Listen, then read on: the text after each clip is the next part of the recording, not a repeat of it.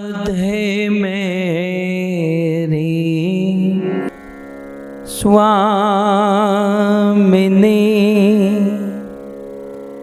मैं राधे को दास। राधे मेरी स्वामिनी, मैं राधे को दास। जन्म जन्म मोहे दीजियो, श्री वृंदावन वास। श्री वृंदावन वास। राधा तू बड़ भागिनी, कौन तपस्या कीन।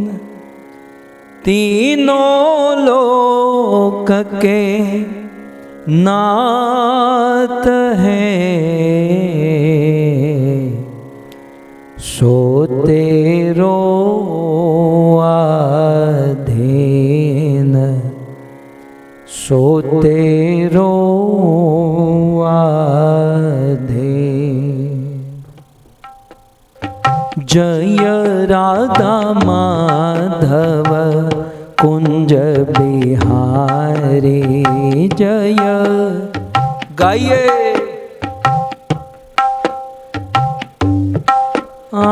जय राधा माधव कुंज बिहारी,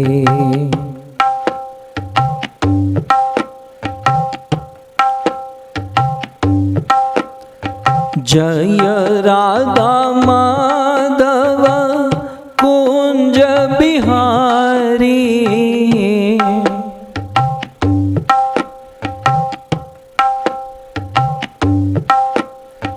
जय राधा माधव कुंज बिहारी,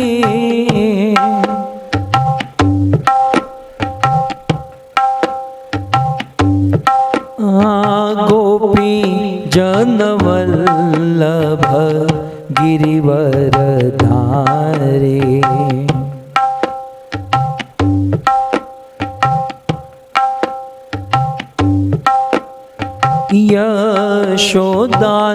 यशोदानंदन ब्रज जन रंजन,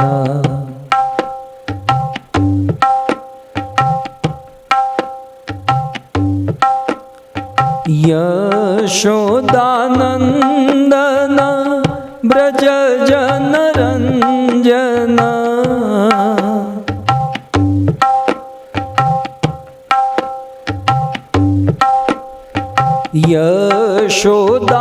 यशोदानंदन ब्रज जन रंजन।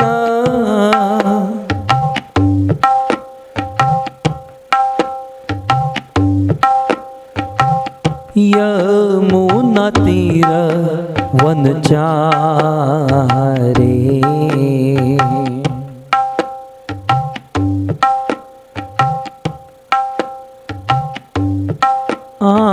जय राधा माधव कुंज बिहारे।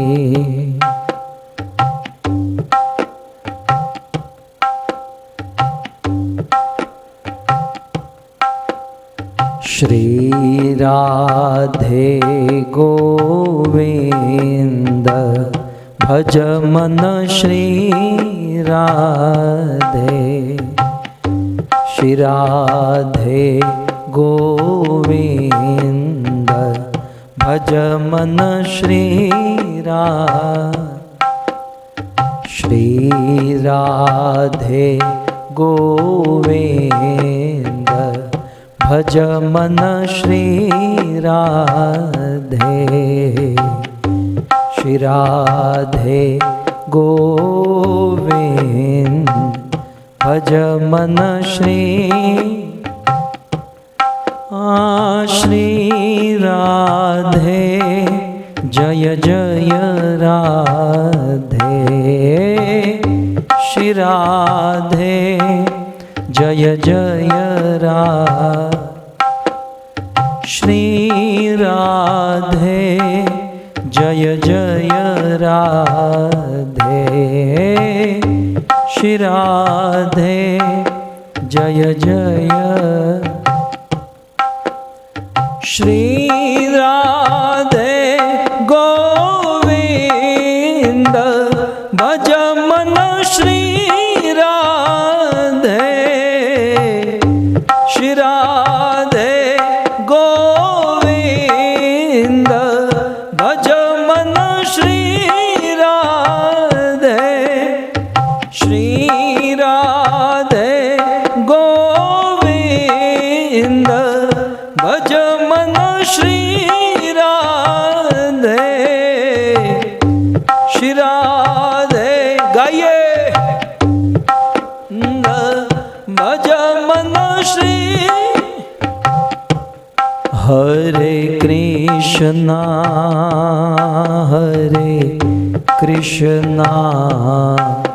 कृष्णा कृष्णा हरे हरे, हरे राम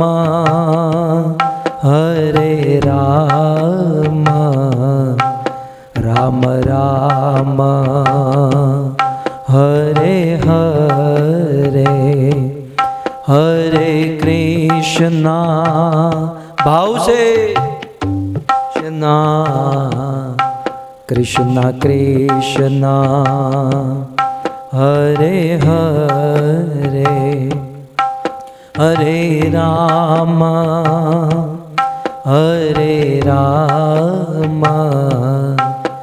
राम राम हरे हरे, हरे कृष्णा कृष्णा कृष्णा हरे हरे, हरे राम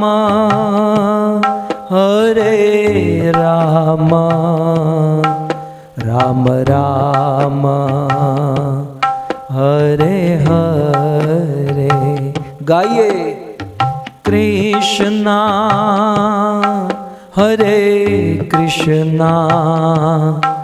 कृष्णा कृष्णा हरे हरे, हरे राम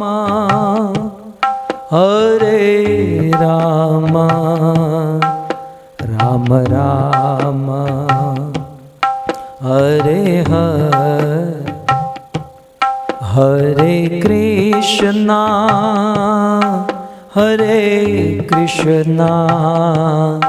कृष्णा कृष्णा हरे हरे, हरे राम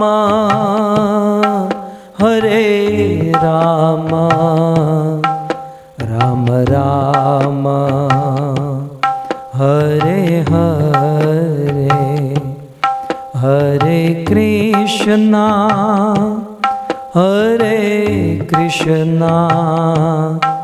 कृष्णा कृष्णा हरे हरे, हरे राम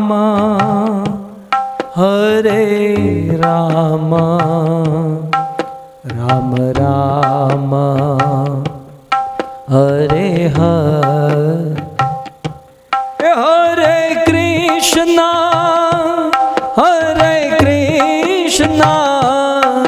कृष्णा कृष्णा हरे हरे, हरे राम राम राम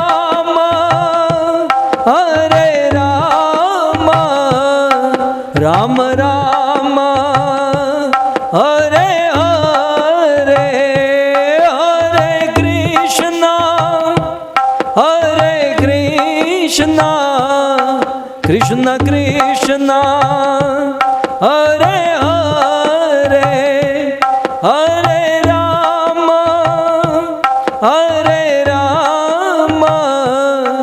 राम राम हरे हरे, हरे कृष्णा कृष्णा कृष्णा हरे हरे, हरे राम राम राम हरे हरे, हरे कृष्णा कृष्णा कृष्णा हरे हरे, हरे राम राम राम हरे।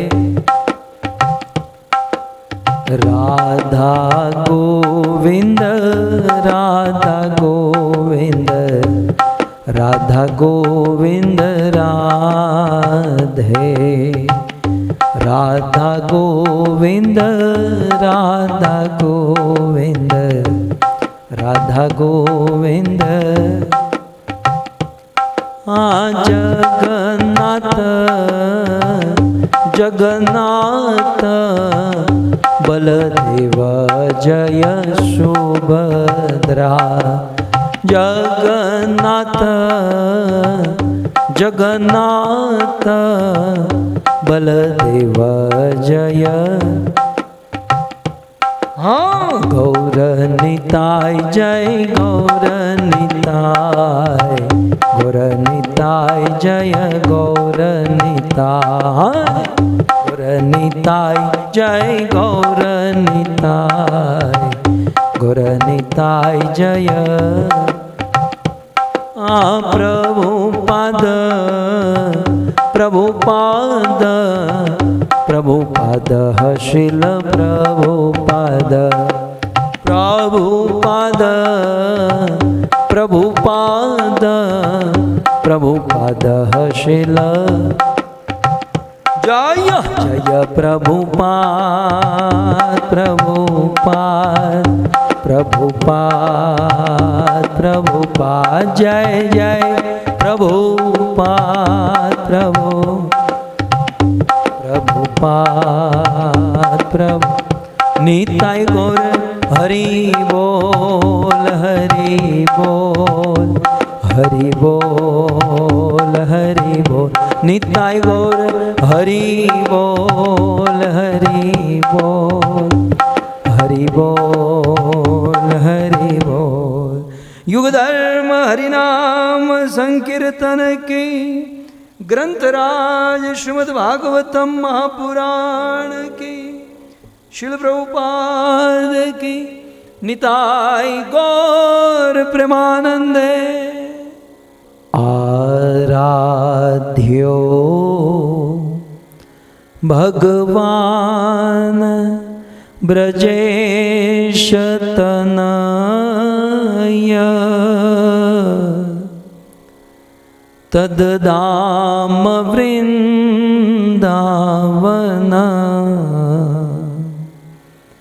रम्या काचिदुपासना ब्रजबधो, वर्गेण या कल्पिता। श्रीमद्भागवतं प्रमाणममलम्, प्रेमापुमर्तो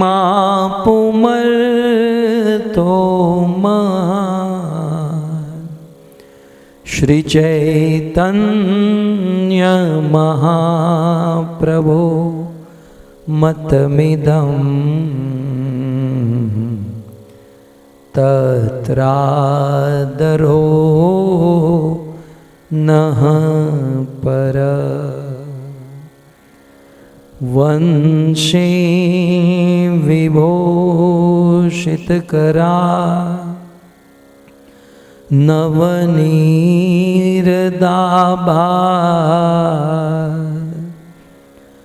पीताम्बर दरुणबिम्बफल दरोष्ठा पूर्णेन्दुसुन्दरमुखा अरविन्दनेत्रा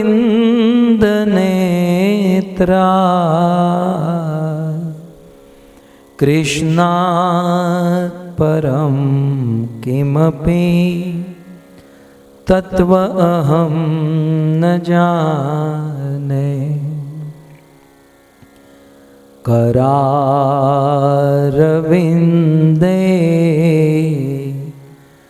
न पदारविन्दं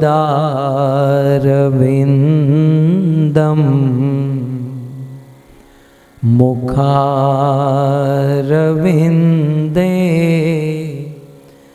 विनिवेशयन्तं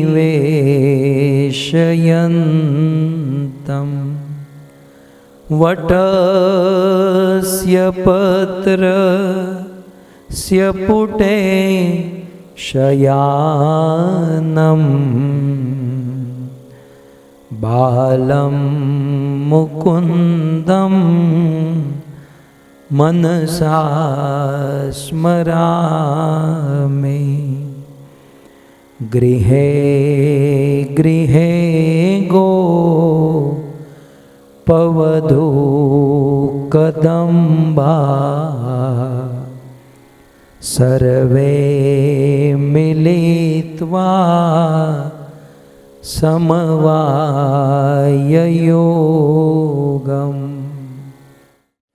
पुण्यानि नामानि पठन्ति नित्यं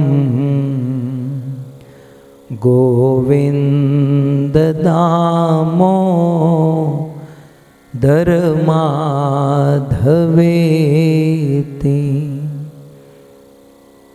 अगरे करुणा मथ पाण्डवानां दुशासनेना हतवस्त्रकेशा कृष्णात् तदाक्रोशदनन्य नाथा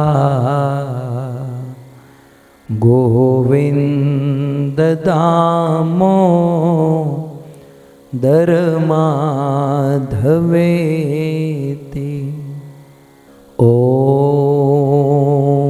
नमो भगवते वासुदेवाय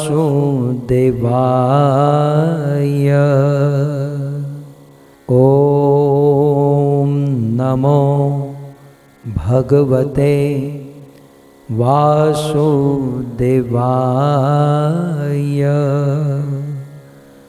ॐ नमो भगवते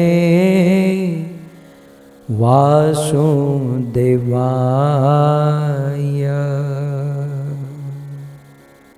जय जय श्री राधारमण जय जय नवल किशोर जय गोपी चित्तचोर प्रभु जय गोपी चित्तचोर प्रभु जय जय माखन चोर जय जय माखन चोर। श्री कृष्णचंद्र भगवान की, जगत गुरु शील प्रभुपाद की। उपस्थित भगवत कथानुरागी पधारे हुए भक्त वृंद, इस सभा को परम सुशोभित करने वाले अंतर्राष्ट्रीय कृष्ण भावनामृत संघ इस्कॉन के वरिष्ठ भक्तगण, दूर दूर से देश विदेश से बड़ी भारी मात्रा में इस कथा का श्रवण करने वाले समस्त श्रोतागण एवं तन मन और धन से बड़े भाव से, प्रेम से यह सुंदर भागवत कथा का आयोजन करने वाले अमेरिका निवासी, साउथ कैरोलिना निवासी, ऑरेंजबर्ग में रहने वाले हमारे प्रिय मित्र बलदेव भाई और उनकी धर्मपत्नी भगवती माता, ये हमारे YouTube की कमाई है।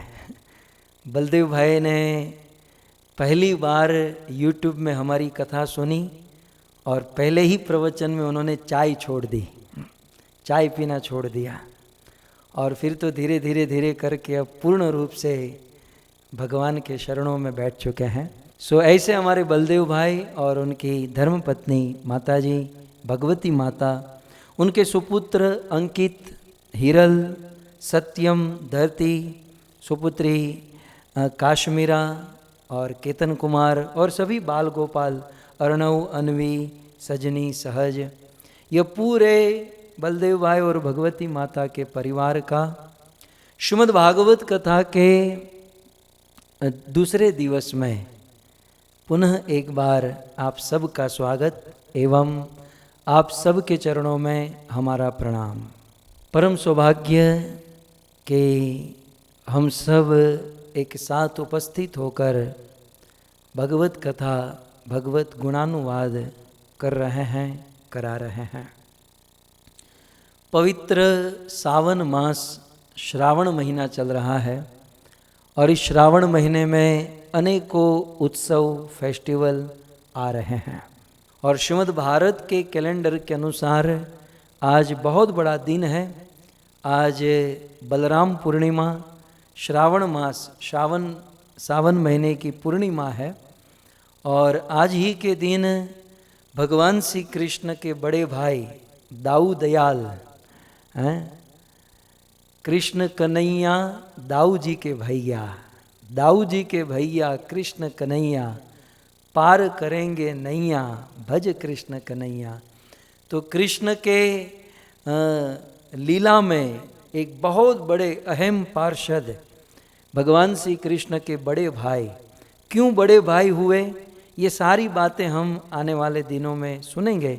लेकिन आज बलदेव जी का, श्री बलदेव जी का जन्मदिन है। सो आज बलराम पूर्णिमा भी है, श्रावण महीने की पूर्णिमा, और साथ ही साथ आज झूलन यात्रा का अंतिम दिन है। भक्तों के लिए बड़ा विरह का दिन है, क्योंकि झूलन के लिए साल भर राह देखते हैं। जैसे कल हमने कहा था, कब से बाट निहार रही, आँखों में आंसू वार रही, मैंने तेरे लिए डारा, मैंने तेरे लिए डारा, हे श्याम झूलना प्यारे नंद नंदना, झूला झूलवे को अयो, राधा रानी को झुलैयो, रे हमारे अंगना प्यारे नंद नंदना। साल भर जिस झूले की राह देखते हैं और भक्तगण 1 महीना, 15 दिन, 7 दिन या 5 दिन बड़े भाव से, प्रेम से भगवान को लाड़ लड़ाते हैं, झुलाते हैं, ऐसी झूलन यात्रा का आज भारत की दृष्टि से अंतिम दिन है। सो आज बलराम पूर्णिमा है और आज झूलन यात्रा का अंतिम दिन, और आज भाई और बहन का बहुत सुंदर पर्व, आज पवित्र रक्षाबंधन की तिथि है। सो आज के दिन के लिए हमारे पास इतनी सारी वस्तुएं हैं बोलने के लिए, तो आइए अब सीधा शुरू करते हैं आज के दिन की महिमा के अनुसार। सर्वप्रथम भाई और बहन का ये जो पवित्र पर्व है, हम रक्षाबंधन के विषय में सुनेंगे। रक्षाबंधन, ये रक्षाबंधन क्या है? भक्तों, हमारा भारतवर्ष धन्य है, भारत की संस्कृति धन्य है, जिनमें अनेकों प्रकार के उत्सव, फेस्टिवल मनाए जाते हैं।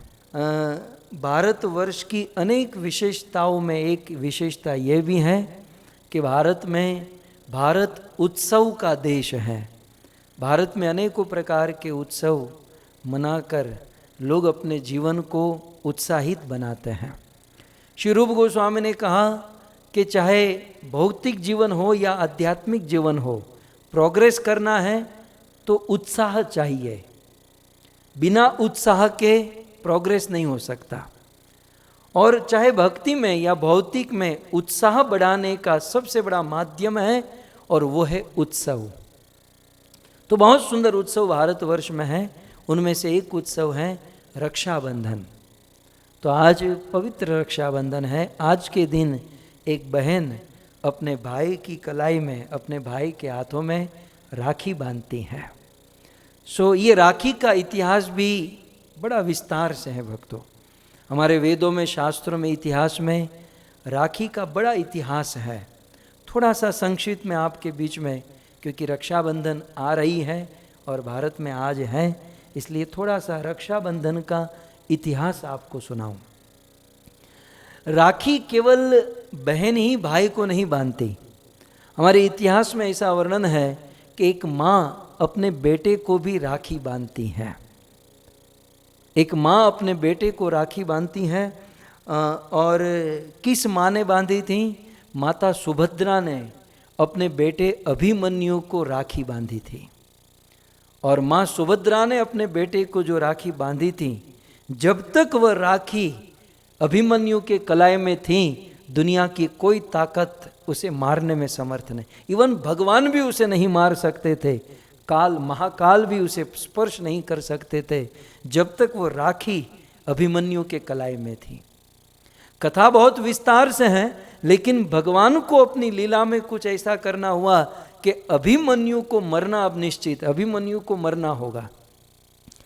और भगवान कृष्ण ने सोचा कि अभिमन्यु को मरना होगा, लेकिन जब तक मेरी बहन सुभद्रा ने अभिमन्यु के कलाई में राखी बांधी है, उसे कोई नहीं मार सकता। उस समय स्वयं भगवान ने, ऐसा लोक में वार्ता है कि स्वयं भगवान एक मूषक का रूप लेकर आए और अभिमन्यु की उस रातों रात अभिमन्यु के हाथों में जो राखी थी, उस राखी को काट दिए। वो राखी निकल गई और फिर दूसरे ही दिन महाभारत के रणांगन में उस कौरवों ने एक षड्यंत्र बनाया, चक्रव्यूह बनाया और अभिमन्यु को उस चक्रव्यूह में फंसाकर छल कपट करके मार दिया। एक माँ अपनी बेटे को राखी बांधा करती थी इतिहास में। एक माँ अपने बेटे को राखी बांधती, उस राखी से उस बच्चे की, अपने बेटे की रक्षा होती थी। उनका एक प्रमाण है सुभद्रा और अभिमन्यु। फिर आगे चलकर कुछ ऐसा समय आया, एक ऐसा काल आया कि माँ बेटे को बांधती थी। फिर एक ऐसा काल आया जिसमें एक पत्नी अपने पति को राखी बांधती थी। पत्नी ने पति को राखी बांधना शुरू किया। और ये उस समय की बात है जब देवराज इंद्र की आज़ादी खतरे में थी। देवराज इंद्र का असुरों के साथ घमासान युद्ध हो रहा था।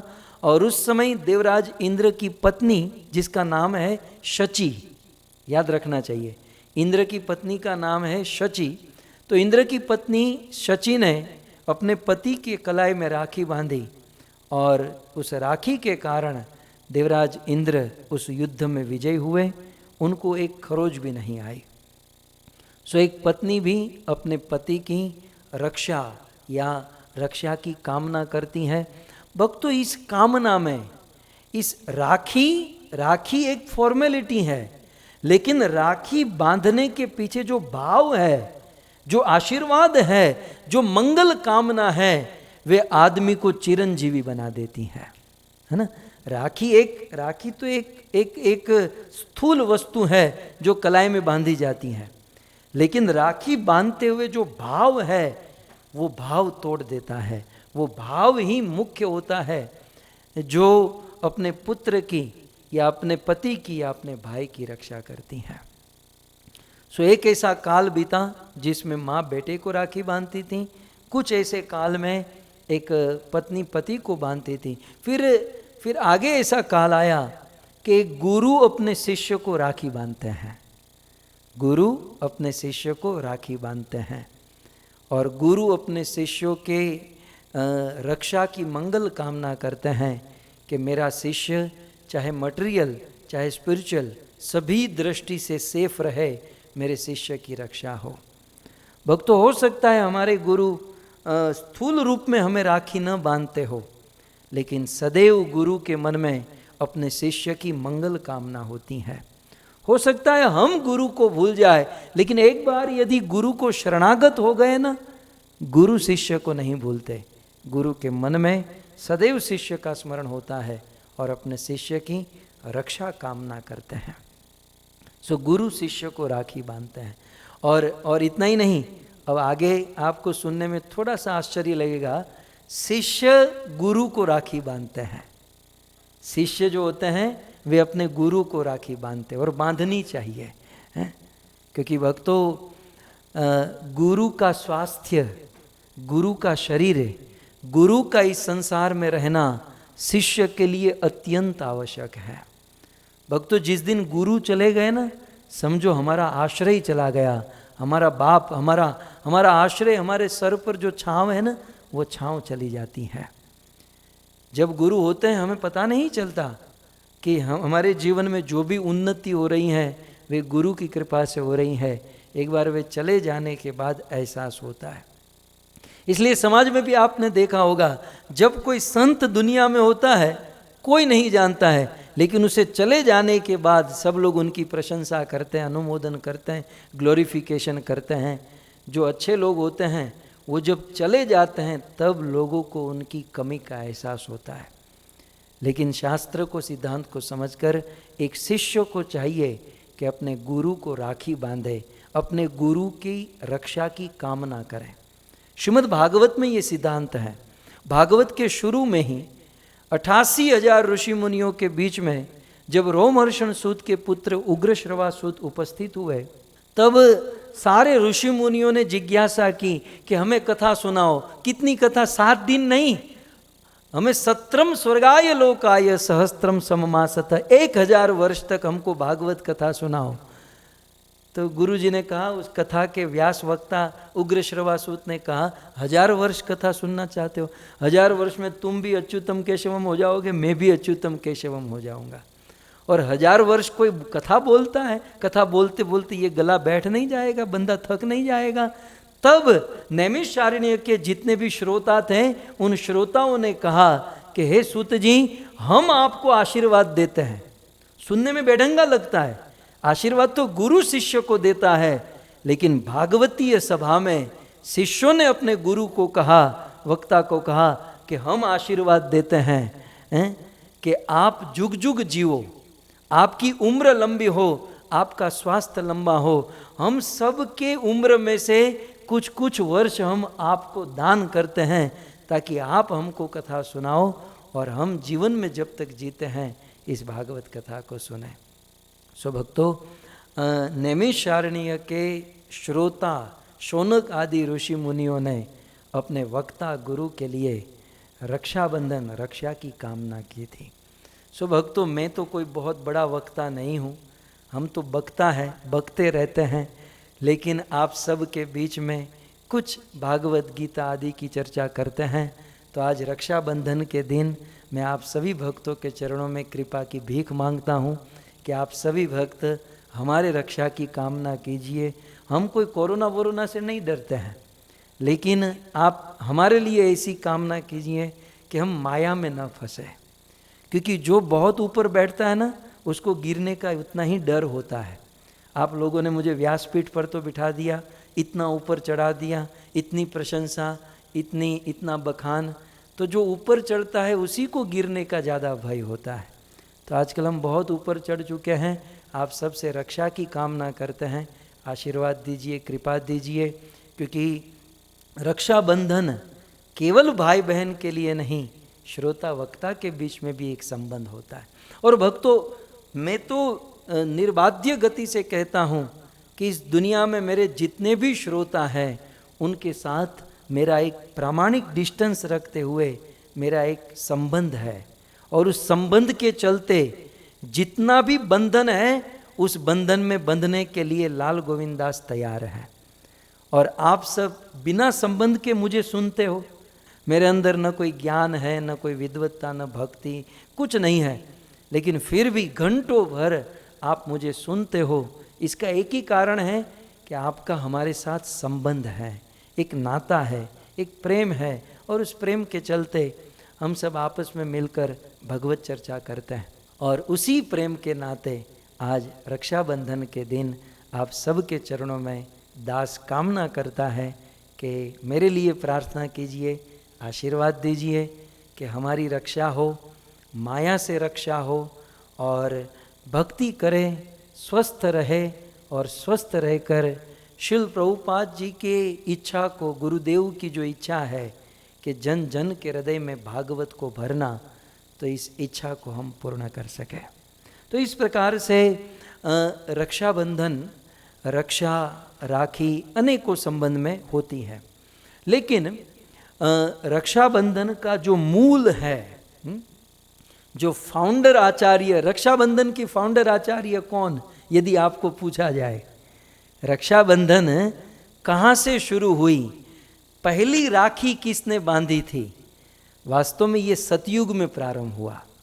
रक्षाबंधन का उत्सव बहुत पूर्व सतयुग में प्रारंभ हुआ, और रक्षाबंधन की पहली राखी एक बहन ने अपने भाई को बांधी थी। और वो बहन कौन थी? सतयुग में वो बहन थी साक्षात लक्ष्मी जी, साक्षात भगवान नारायण की पत्नी लक्ष्मी। और लक्ष्मी जी ने वह राखी बलि महाराज को बांधी थी। किस प्रकार? बलि महाराज असुर थे, है ना। बलि महाराज का जन्म असुर वंश में हुआ था। आजकल जितने भी बहन है ना, उन बहनों के भाई कुछ असुर जैसे ही होते हैं। तो बलि महाराज असुर थे, और असुर होकर भी बलि महाराज ने क्योंकि साधु संग किया, ऐसा भागवत में वर्णन है कि बलि महाराज ने भृगुवंशी ब्राह्मणों को बुलाकर उन ब्राह्मणों की, उन वैष्णवों की सेवा की। और ब्राह्मण वैष्णवों की सेवा करने के कारण असुर कुल में जन्म था, असुरों के बीच में रहते थे, लेकिन साधु सेवा करने से बलि महाराज का जीवन पलट गया। यद्यपि असुरों के साथ रहना, असुरों को प्रसन्न रखना, असुरों को स्वर्ग दिलाना, ये बलि महाराज का कर्म था, लेकिन बलि जानते थे ये मेरा कर्म, मेरा धर्म अलग है। बलि महाराज का असुरों के साथ रहना, असुरों को जिताना, देवता से युद्ध करना, ये उसका कर्म था। लेकिन बलि महाराज ने अपने कर्म का तो पालन किया, लेकिन अपने धर्म का भी पालन किया।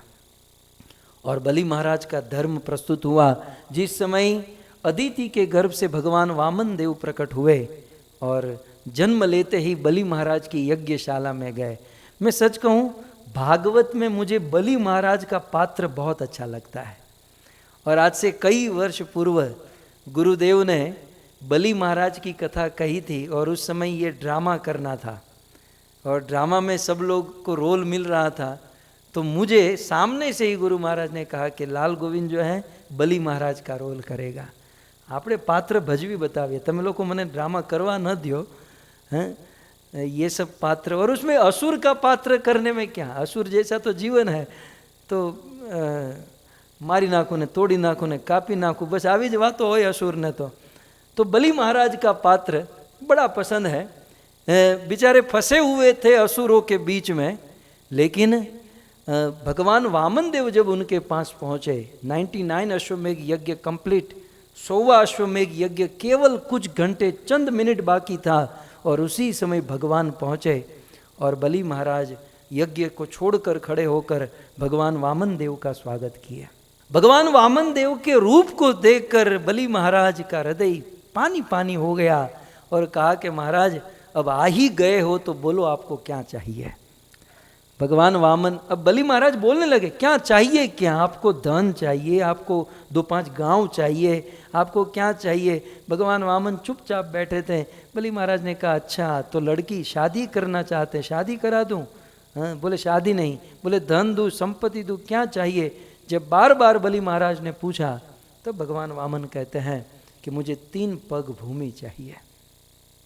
बलि महाराज कहते हैं कि आप जैसे संत महात्मा मेरे घर पर आए और 3 पग भूमि मांगे, महाराज आपको लज्जा न आए लेकिन मुझे लज्जा आ रही है। इतिहास क्या कहेगा कि एक लड़के को मांगने को नहीं आया तो क्या बलि को बुद्धि नहीं थी? जब बच्चे को मांगने नहीं आया तो बलि को देने को भी नहीं आया। लोग मुझे कोसेंगे और मैं प्रहलाद महाराज का वंशज, मेरा कुल क्या है, कम से कम मेरे कुल के ऊपर तो दृष्टि करो। ये 2-3 पग भूमि नहीं, आप कुछ ज्यादा मांग लो। आप चाहो मैं पूरा लोक, पूरा प्लेनेट दे सकता हूं। ये तीनों लोक बलि के वश में है, पूरा प्लेनेट देने की ताकत रखता हूं, और 3 पग भूमि में तुम फंसे हो, कुछ ज्यादा मांगो। क्योंकि आप जैसे संत मेरे द्वार पर, मेरे पितर धन्य हो गए। बलि का वह उद्गार बहुत सुंदर है भक्तों।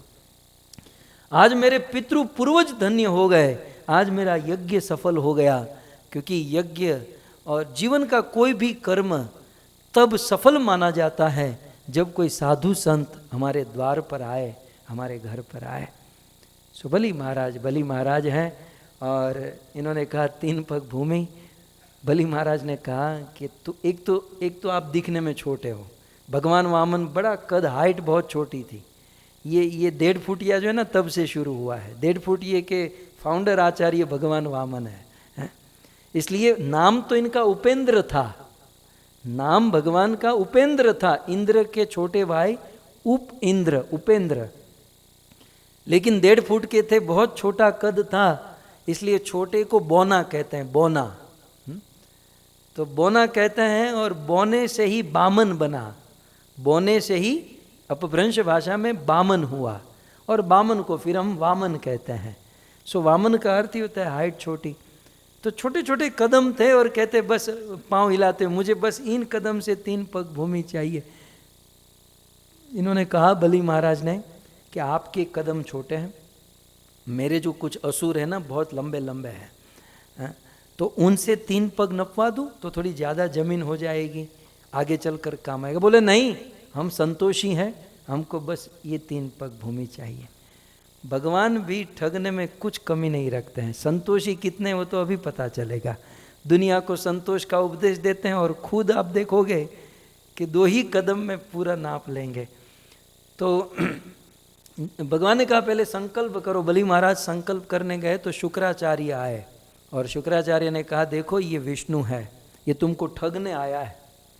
बलि महाराज ने अपने गुरु को कहा गुरुदेव, वैसे तो ये विष्णु दिखाई नहीं देता है किसी भी एंगल से, ये बेचारा छोटा सा लड़का है, ये किसी भी एंगल से विष्णु नहीं है। और कदाचित यदि ये विष्णु है भी, यदि ये विष्णु है तो इससे बड़ा सौभाग्य और क्या हो सकता है, हैं? इससे बड़ा सौभाग्य और क्या हो सकता है? क्योंकि साधु द्वार पर आए, साधु द्वार पर आए और हम उनकी सेवा न करें, ये तो हमारे जीवन का, ये हमारे जीवन का बहुत बड़ा दुर्भाग्य माना जाएगा।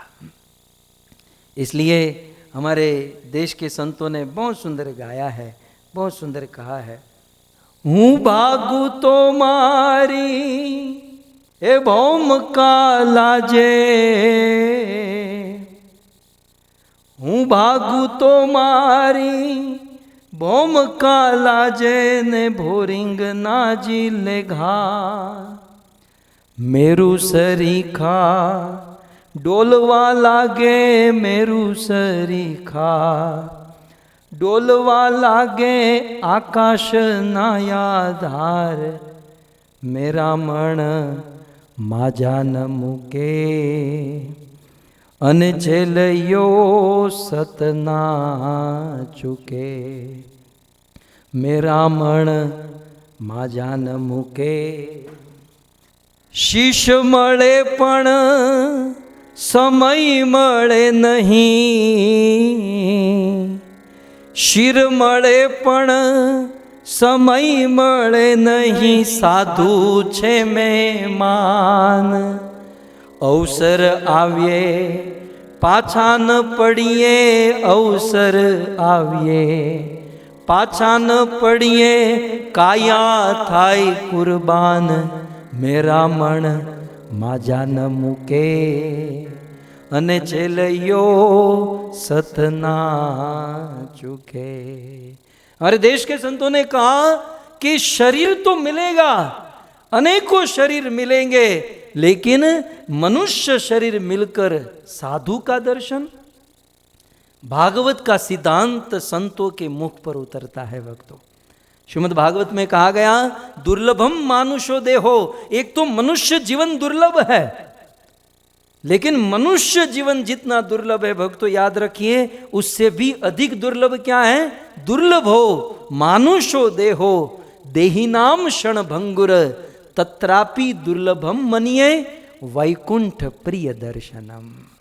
मनुष्य जीवन से भी अधिक दुर्लभ है वैकुंठ प्रिय। वैकुंठ प्रिय माने भगवान श्री कृष्ण को प्रिय प्रेमी ऐसे भक्त संत हमारे घर के द्वार पर आए, ये दुर्लभ है।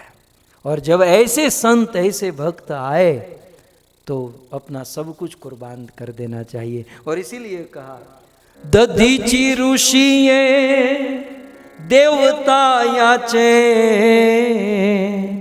दधीची ऋषि ने देवता याचे वासानु करवा वजर।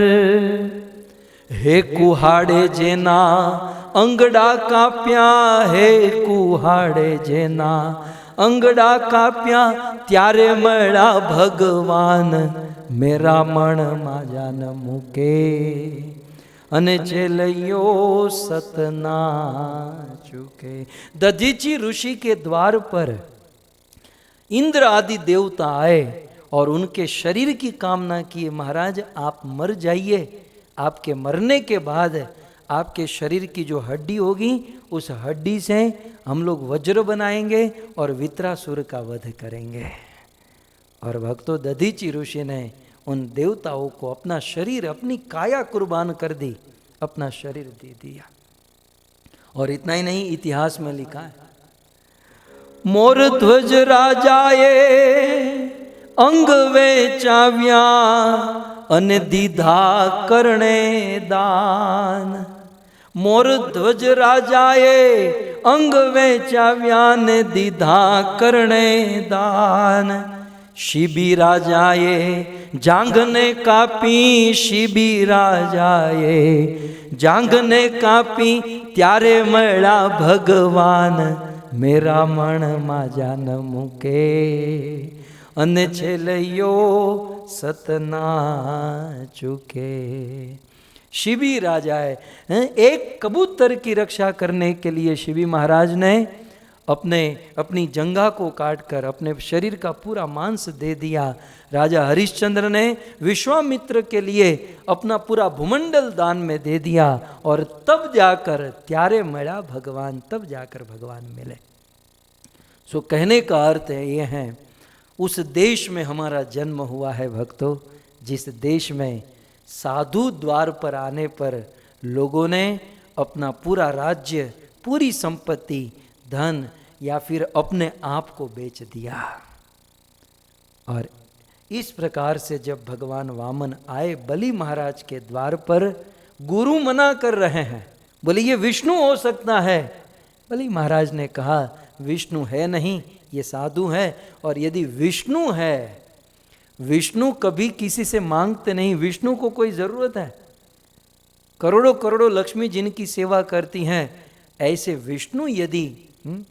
विष्णु यदि मेरे द्वार पर आए तो इससे बड़ा सौभाग्य और क्या हो सकता है। एक बात याद रखिएगा, बलि महाराज के स्टेटमेंट से हम सबको एक चीज समझने लायक है कि भक्तों, हम भगवान को कुछ दान दक्षिणा डोनेशन देते हैं, इसमें हमारी महिमा नहीं है भक्तों।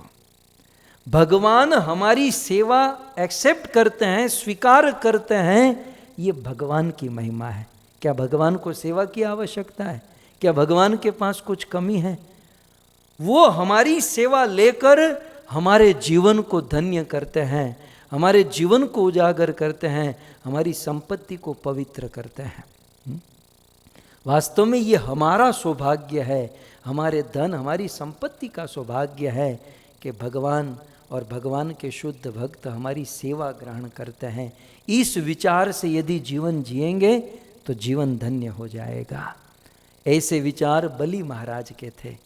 गुरु मना कर रहे हैं, लेकिन बलि महाराज ने कहा नहीं गुरुदेव, आपकी सारी इंस्ट्रक्शन स्वीकारनीय, मैं आपकी सारी सेवा करने के लिए तैयार, लेकिन यह बात मैं नहीं मानूंगा कि घर पर आया अतिथि, घर पर आया ब्राह्मण मेरे घर से खाली हाथ वापस जाए, नहीं।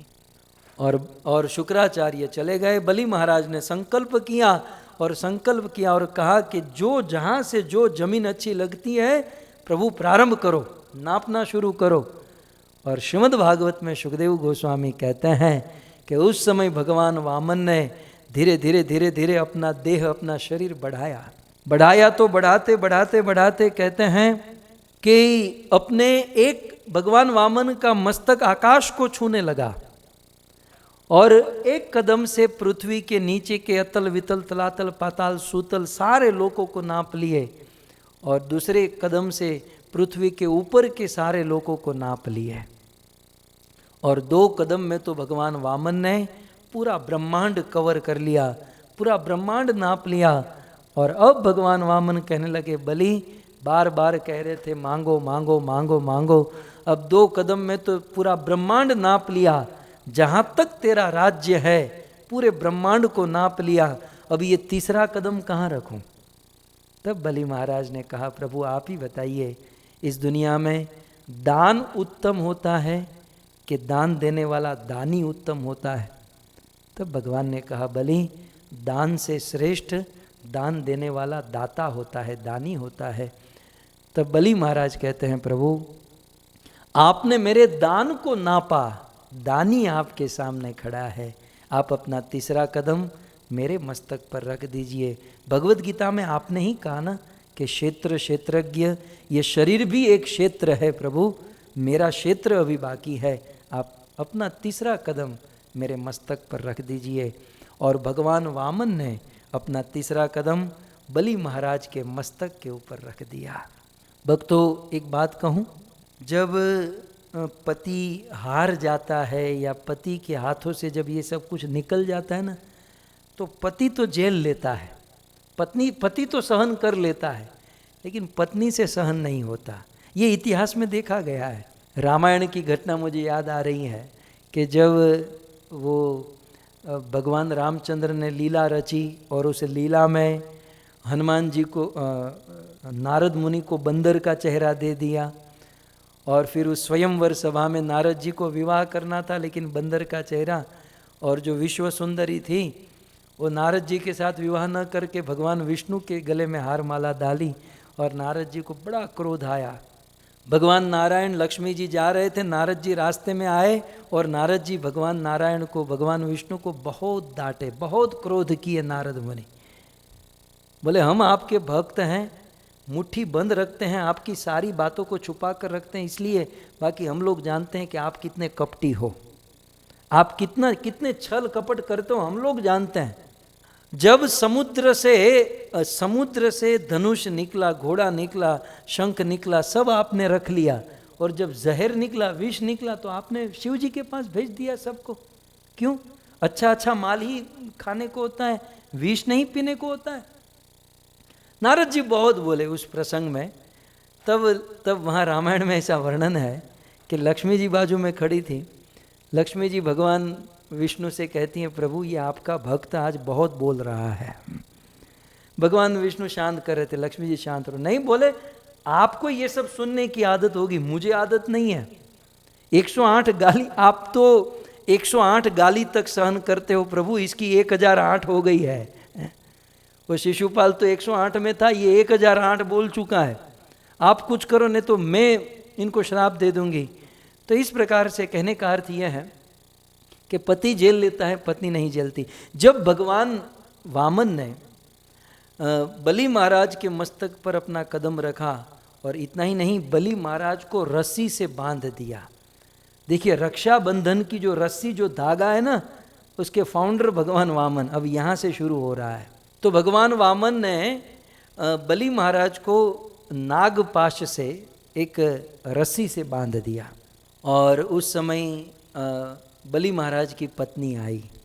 लोगों को लगा कि बलि महाराज की पत्नी को बड़ा बुरा लगा होगा, लेकिन बलि महाराज की पत्नी विंध्यावली आई, और विंध्यावली दोनों हाथ जोड़कर कहती हैं, प्रभु आज हम धन्य हो गए। प्रभु आपको दान देने का थोड़ा बहुत अभिमान था, मुझे और मेरे पति को, कि भाई हमने दान किया, लेकिन आपने मेरे पति को बांधकर वो जो अभिमान था वो भी खत्म कर दिया। धन्य हो आप प्रभु। प्रभु बड़े बड़े योगी, बड़े बड़े ध्यानी तपस्वी आपका करोड़ों वर्षों तक ध्यान करते हैं, लेकिन आपके चरणों का ध्यान तक वो देख नहीं पाते हैं। लेकिन धन्य है मेरा पति, असुर कुल में जन्म लेकर भी आपके श्री चरण इनके मस्तक पर पड़े और हमको धन्याति धन्य कर दिया। बलि महाराज को इस प्रकार से बांधा। और भगवान वामन कहते हैं कि बलि इंद्र को स्वर्ग दे दो, ये स्वर्ग इंद्र को दे दो और तुम सूतल लोक पर चले जाओ और सूतल लोक में जाकर तुम वहाँ राज करो। बलि महाराज ने कहा अकेला जाऊँगा, ये मेरे सारे असुर जो सिंगड़े वाले हैं, दो दो सिंह हैं, वो नहीं मानेंगे। भगवान ने कहा सब लोग मानेंगे और अपने साथ सामान परिवार को लेकर सूतल लोक में चले जाओ। बलि महाराज ने कहा प्रभु ये सारी बात ठीक है, मैं सूतल लोक में चला तो जाऊंगा, लेकिन वहां जाकर आपका भजन नहीं कर पाऊंगा, आपका दर्शन नहीं कर पाऊंगा। प्रभु यदि कोई ऐसी व्यवस्था हो जाए कि मैं आपको देख सकूं, आपके इस रस इस रूप का पान कर सकूं। तब भगवान वामन, भगवान विष्णु बलि के ऊपर इतने प्रसन्न थे आज कि बलि ने सब कुछ अपना आत्मनिवेदन कर दिया। भगवान ने कहा बलि चिंता मत करो, तुमने मुझे जीत लिया है। कहते हैं कि जो भगवान का वास्तव में भजन करते हैं, आत्मद, आत्म भगवान अपने आप को दे देते हैं। भगवान विष्णु का एक नाम है आत्मद। आत्मद माने आत्मा को दे देना, अपने आप को दे देना। भगवान ने कहा बलि तूने मुझे जीत लिया है और चिंता मत करो, सूतल लोक में तुम जाओ, तुम राजा बनकर रहो और मैं तुम्हारे राज्य का द्वारपाल बनकर रहूंगा। मैं द्वारपाल बनकर खड़ा रहूंगा। जब भी तुम आओगे जाओगे, मेरा दर्शन करोगे, जीवन धन्य करोगे। बलि महाराज तुरंत अपने सारे लोगों को लेकर सूतल में गए, साथ ही साथ भगवान भी सूतल में गए और भगवान द्वारपाल बनकर खड़े रह गए। भजन करोगे तो भगवान द्वारपाल बनकर खड़े रह जाएंगे, हैं? ये प्रेम का नाता है भक्तों। द्वारपाल बन गए। अब क्या हुआ, 1 दिन 2 दिन 5 दिन 10 दिन बीता और वहाँ वैकुंठ में लक्ष्मी जी अकेली। लक्ष्मी जी चिंता करने लगी कि भाई आजकल लोगों को कोरोना हो रहा है, कोविड-19 से तो कहीं ग्रस्त नहीं हो गए, आतंकवादी बम बहुत फोड़ते हैं, कहीं वहाँ तो ये नहीं। लक्ष्मी जी को चिंता हो गई कि मेरे पति कहाँ चले गए, मेरे पति वापस नहीं आए। तब तक तो नारद मुनि पहुँचे। नारद जहाँ पहुँचते ना वहाँ कुछ ना कुछ लीला होने वाली। नारद जी पहुँचे और कहा कि देवी अपने पति की राह मत देखो। क्यों, क्या हुआ? बोले आपके पति तो बिक चुके हैं, आपके पति तो बलि महाराज के वश में हो चुके हैं और बलि महाराज के वश में होकर सूतल लोक में वो द्वारपाल बन गए हैं। अब आप चाहकर भी उसे यहाँ पर नहीं बुला सकती, क्योंकि वो तो किसी के वहाँ नौकरी चाकर हो चुके हैं। तो अब क्या करे? नारद जी ने कहा नारायण नारायण अब अकेली रहो। नारद जी जा रहे थे तो लक्ष्मी जी नारद के चरणों में गिर गई। नारद जी आप दुनिया में सबका काम कर देते हो तो मेरा भी काम कर दो ना। हिताय जगतोर कवत, सूर्य की तरह सबका उद्धार कल्याण करते हो तो मेरा भी आज कल्याण कर दो ना। बोले क्या हुआ? मुझे मेरे पति चाहिए। नारद जी ने कहा एक प्लान है। बोले क्या प्लान है? बोले कुछ दिन के बाद श्रावण महीने की पूर्णिमा के दिन रक्षाबंधन आ रही है। हालांकि रक्षाबंधन थी नहीं, रक्षाबंधन तो फाउंडेशन डाल रहे हैं कि श्रावण महीने की जो पूर्णिमा है ये बहुत अच्छा दिन है। एक काम करो, श्रावण महीने की पूर्णिमा के दिन लक्ष्मी जी आप सूतल लोक में जाओ और सूतल लोक जाकर बलि महाराज के हाथ में राखी बांध दो और राखी बांधकर बलि महाराज को अपना भाई बना दो और 1-2 गाना भी गा लेना, भैया मेरे राखी के बंधन को निभाना निभाना निभाना, तो भाई बन जाएगा और खुश हो जाएगा। और फिर बोले राखी बांधने के बाद भाई तो कहेगा ना, कलयुग के भाई जैसा थोड़ी होगा, वो तो भाई कहेगा कि बहन तुम मेरे घर पर आई हो, तुम मेरी बहन हो, तुमको जो चाहिए वो मांगो। तब नारद जी ने कहा कि तब मांग लेना। पूरा प्लान देकर समझाकर नारद जी ने लक्ष्मी जी को भेजा। और आज ही के दिन, श्रावण महीने की पूर्णिमा के दिन, देवी लक्ष्मी सूतल लोक में आई और देखा कि उनका पति द्वारपाल बनकर खड़ा है। सीधे लक्ष्मी जी गई बलि महाराज के पास और बलि महाराज को राखी बांधी। और अब लक्ष्मी को कौन बहन बनाना नहीं चाहेगा, मुझे बताओ? लक्ष्मी जी को कौन बहन नहीं बनाना चाहेगा? तो बलि महाराज ने तुरंत लक्ष्मी जी को बहन बना लिया। और दूसरे शब्दों में मैं कह दूं कि एक बहन अपने भाई के लिए साक्षात लक्ष्मी का स्वरूप होती है, और एक कन्या, एक बेटी अपने बाप के लिए साक्षात लक्ष्मी का स्वरूप होती है।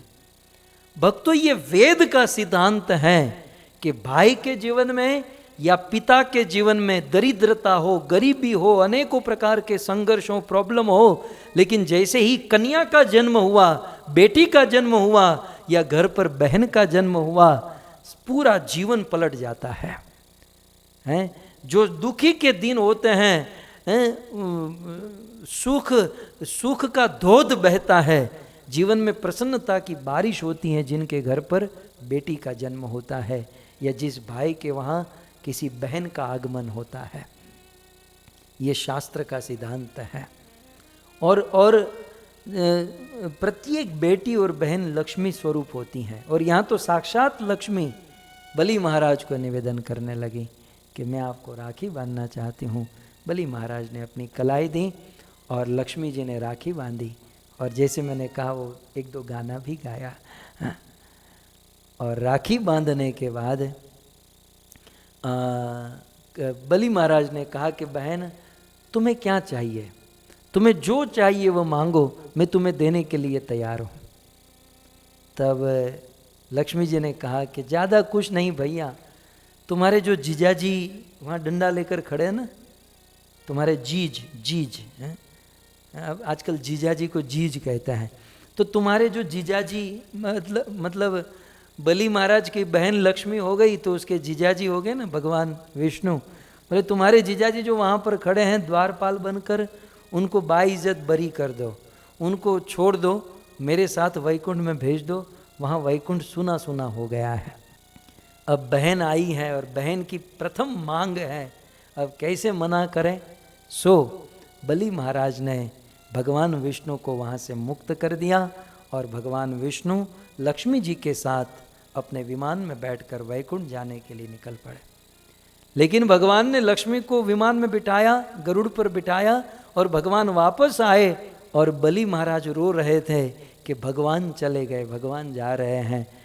भगवान ने बलि महाराज से कहा, बलि, रक्षाबंधन के दिन तुम्हारी बहन ने तुमसे ये मांगा है, इसलिए मना नहीं कर सकते, कोई चिंता नहीं, तुम्हारा वादा मैं पूर्ण करूँगा।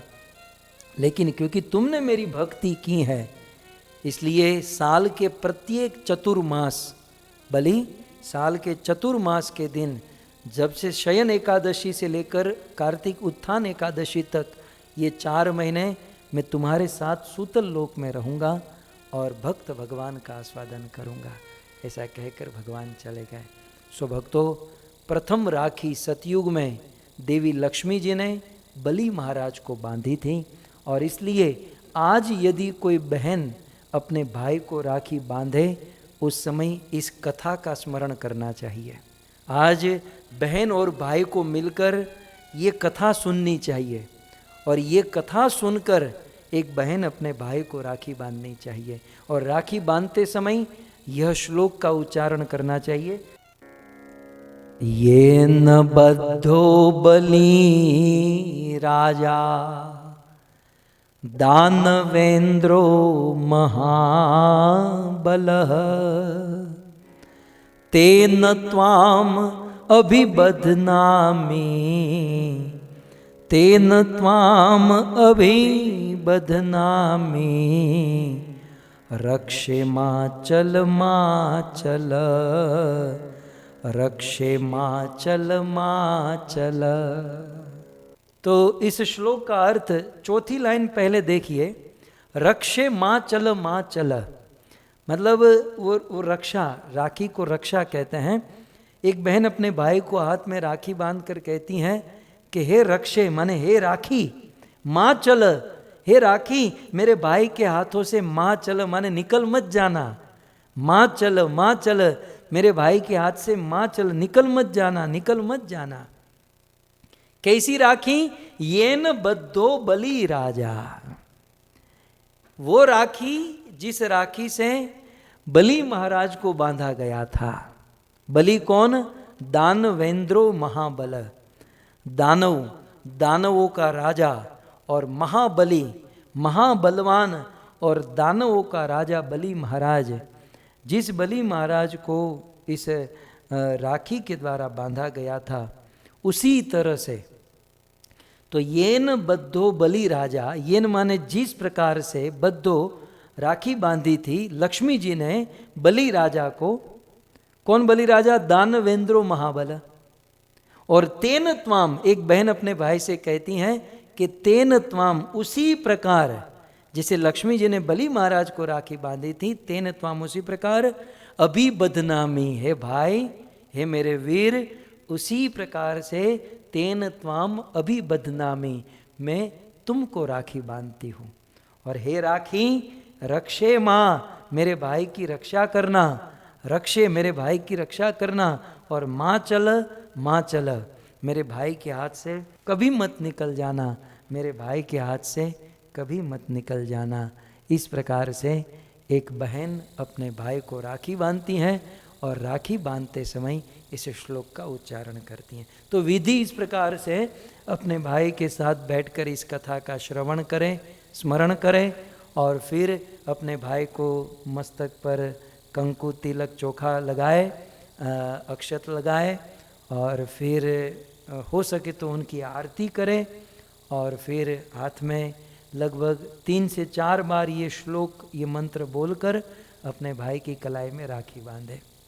यह करने से बड़ी ताकत मिलती है भक्तों, भावना में बड़ी ताकत होती है, आशीर्वाद में बड़ी शक्ति होती है, और इसका अनुभव हमने हमारे जीवन में किया है। जीवन में साधन तो करना ही है, साधन तो हम करते ही हैं, लेकिन साधन सिद्ध हो ये संभव नहीं है। हमारे लोगों के लिए तो सिद्धि प्राप्त होगी मात्र कृपा से, आशीर्वाद से, दूसरों की शुभ कामना से। इस प्रकार से और यदि किसी के भाई न हो, है ना, यदि भाई न हो तो चिंता करने की जरूरत नहीं है। इस दुनिया में सबसे बड़ा भाई, सबसे बड़ा वीर यदि कोई है तो वो भगवान कृष्ण है। प्रत्येक भक्त को चाहिए रक्षाबंधन के दिन सबसे पहले भगवान कृष्ण को राखी बांधे। कृष्ण के बाद हमारे जितने भी आचार्य हैं उन सारे आचार्य को, गौर निताई सबको राखी बांधे। नरसिंह भगवान को तो पहले बांध देना, जितने भी रिस्क हैं, जितने भी विघ्न हैं उन सब को हरेंगे। और भगवान को राखी बांधे, सारे आचार्यों को, परंपरा को जितना हो सकता है वो राखी बांधनी चाहिए, भक्त का भाव। और एक बहन के लिए विशेष भगवान कृष्ण को राखी बांधे। भक्तों, द्वापर युग की वो लीला याद करो। भगवान श्री कृष्ण युधिष्ठिर महाराज के राजसूय सभा में लोगों के जूते उठाना, पत्थर उठाना, सब्जी संवारना, काटना, यही सब कार्य कर रहे थे। और लोक में ऐसी कथा है कि कृष्ण की उंगली से उंगली कट गई और खून निकलने लगा। भगवान का चिन्मयी देह होता है और उस चिन्मयी देह में ऐसा कुछ नहीं, लेकिन पितामह भीष्म में भी आया, भीष्म कथा में, भीष्म स्तुति में, कि पितामह भीष्म ने कृष्ण के शरीर में बाण मारे और खून की धारा बहने लगी। तो भगवान भक्तों के साथ ये लीला करते हैं। भगवान के हाथ कट गया और खून निकलने लगा। उसी समय द्रौपदी सामने थी। द्रौपदी डॉक्टर को बुलाने नहीं गई। कुछ लोग तो डॉक्टर को बुलाने जाते हैं, आधे घंटे तो चप्पल खोजते हैं कि चप्पल कहाँ है मेरा, और डॉक्टर आए तब तो आधा लीटर खून बह जाता है। द्रौपदी ने और कुछ नहीं, तुरंत अपने साड़ी का जो पल्लू था वो पालव फाड़ा और कृष्ण की उंगली में बांध दिया। और भक्तों, एक बहन ने भगवान कृष्ण को भाई बनाकर उनकी उंगली में एक धागा बांधा, और जब लौटाना हुआ तो कृष्ण ने उस धागे की साड़ी बनाकर धोध बहा दिया। इतनी साड़ी कृष्ण ने प्रदान की कि वह 10,000 हाथी का बल रखने वाला दुशासन मुख से फैन निकल गया और मूर्छित होकर गिर गया, लेकिन वह साड़ी खत्म नहीं हुई। पूरी लाखों की सभा देखती रह गई, साड़ी है कि नारी है, साड़ी बीच नारी है, नारी है कि साड़ी, कोई नहीं समझ पाया।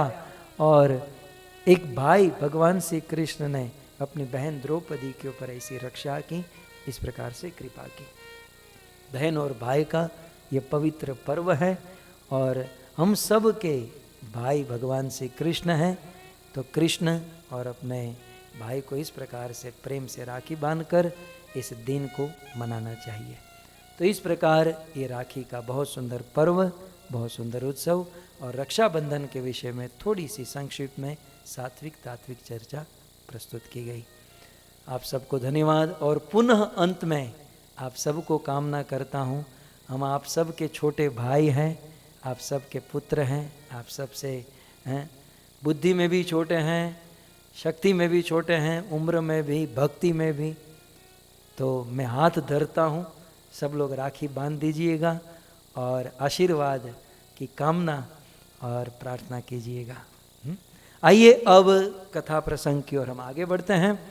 आइए झूलन यात्रा के विषय में हम सब श्रवण करें। इस पवित्र सावन महीने में, श्रावण मास में बहुत सुंदर झूला उत्सव चलता है और हमें दिखाई दे रहा है। बलदेव भाई ने भी अपने घर पर बहुत सुंदर झूला सजाया है। ये भक्तों की भक्ति की पहचान है भक्तों, और मनुष्य जीवन मिला है यही करने के लिए। वृंदावन से गुरुदेव का वचन आया है, गुरुदेव की वाणी को थोड़ा सा हम देखें और फिर हम आगे बढ़ें। गुरुदेव कहते हैं, परम पूज्य राधा गोविंद गोस्वामी महाराज आज के दिन उन्होंने ये स्टेटमेंट दिया।